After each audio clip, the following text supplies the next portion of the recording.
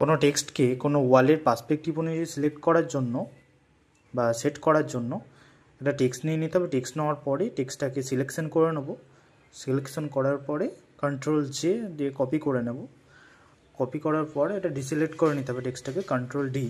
তারপরে টেক্সট লেয়ারটা অফ করে নতুন একটা লেয়ার নিতে হবে। নতুন একটা লেয়ার নেওয়ার পরে সিলেক্টকে গিয়ে ভার্টিক্যাল পয়েন্ট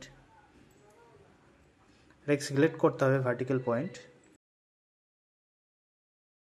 তারপরে ভার্টিক্যাল পয়েন্টে আমরা সিলেক্ট করে নেব কতটা এরিয়া জুড়ে আমরা টেক্সটটা নিতে চাই। নেওয়ার পরে কন্ট্রোল ভি প্রেস করে ওই যে টেক্সটটা কপি করেছিলাম সেটা নিয়ে এসে এই সিলেকশন পয়েন্টের এখানে ড্র্যাগ করে ফেলে দিলে আপনারা একটু অ্যাডজাস্ট করে নিতে হবে।